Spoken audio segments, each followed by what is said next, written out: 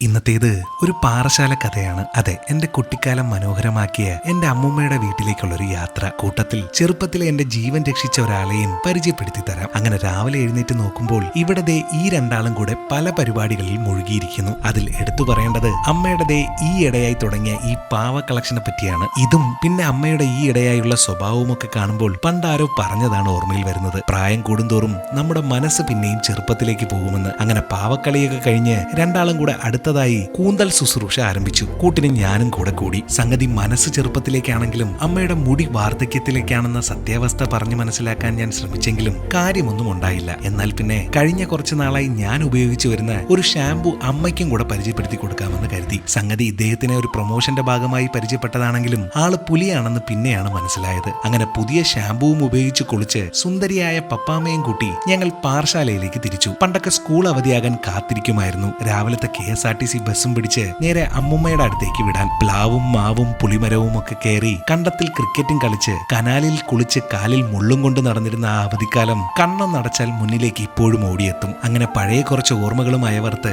കൂട്ടത്തിൽ പപ്പാമ്മയുടെ നുറുങ്ങ് തമാശകളും കേട്ടിരുന്നപ്പോഴത്തേക്കും ഞങ്ങൾ സ്ഥലത്തെത്തി. ഇതാണ് എന്റെ മാറാടി ഗ്രാമപഞ്ചായത്ത്. പണ്ടത്തെ വീട്ടിലേക്കുള്ള വഴിയൊക്കെ ചുരുങ്ങി ദേ ഇങ്ങനെ ചെറിയ ഇടവഴിയായി മാറി. ചുരുക്കി പറഞ്ഞാൽ പണ്ട് ഞാൻ ഈ വഴിയുടെ അത്ര മെലിഞ്ഞിട്ടായിരുന്നു. ഇപ്പതേ ഈ വഴി മെലിഞ്ഞു, ഞാൻ തടിച്ചു. എന്താ അല്ലേ? ഇനി ഇന്നത്തെ കഥയിലെ പ്രധാന നായികയെ പരിചയപ്പെടാം. ഇതാണ് എന്റെ കുഞ്ഞമ്മ. കുഞ്ഞമ്മ എന്ന് വെച്ചാൽ എന്റെ അമ്മയുടെ അനിയത്തി. പണ്ടൊക്കെ ഒരുപാട് പേർ പറഞ്ഞിരുന്ന ഒരു കാര്യമുണ്ടായിരുന്നു, എന്നെ കാണാൻ കുഞ്ഞമ്മയെ കൂട്ടാണെന്ന്. നിങ്ങൾക്കും അങ്ങനെ തോന്നിയെങ്കിൽ താഴെ കമന്റ് ചെയ്യണം കേട്ടോ. ഇനി ആരാണ് ചെറുപ്പത്തിൽ എന്റെ ജീവൻ രക്ഷിച്ച ആ വ്യക്തി എന്നല്ലേ? അത് വേറെ ആരുമല്ല, എന്റെ ഈ കുഞ്ഞമ്മ തന്നെയാണ്. തിരുവനന്തപുരം ഭാഷയിൽ പറഞ്ഞാൽ നല്ല ഒന്നാന്തരം അക്രമി അഥവാ കുരുത്തം കെട്ടവനായിരുന്ന ഈ ഞാൻ കുഞ്ഞമ്മയും കൂട്ടരും കുളിക്കാനായി കുളത്തിൽ പോകുമ്പോൾ കൂടെ പോകുമായിരുന്നു. അങ്ങനെ ഒരു ദിവസം എന്റെ ടയറും കറക്കി അവരുടെ കൂടെ കുളത്തിലേക്ക് പോയ ഞാൻ ടയർ കുളത്തിൽ പോയതിനോടൊപ്പം കുളത്തിലേക്ക് വീണു. നീന്താൻ പോലും അറിയാത്ത എന്നെ രണ്ടും കൽപ്പിച്ച് കുളത്തിലേക്ക് ചാടി കരയിലേക്ക് കയറ്റിക്കൊണ്ടുവന്നത് ഈ കുഞ്ഞമ്മയാണ്. മാത്രമല്ല അന്ന് അപ്പൂപ്പന്റെ കയ്യിൽ നിന്നും പൊതിരെ എനിക്ക് കിട്ടിയ തല്ലിന്റെ പകുതിയും മേടിച്ചതും ഈ കുഞ്ഞമ്മ തന്നെയാണ്. ഇതൊക്കെ കൊണ്ട് തന്നെയാകും ഞാൻ ഇന്നേ വരെ കുഞ്ഞമ്മയെ വേറൊരു അമ്മ എന്ന നിലയിൽ കണ്ടിട്ടില്ല. എനിക്ക് രണ്ടമ്മമാർ, അതിൽ ഒന്ന് പപ്പാമ്മയും രണ്ടാമത്തേത് ഈ അമ്മയും. പിന്നെ ദേ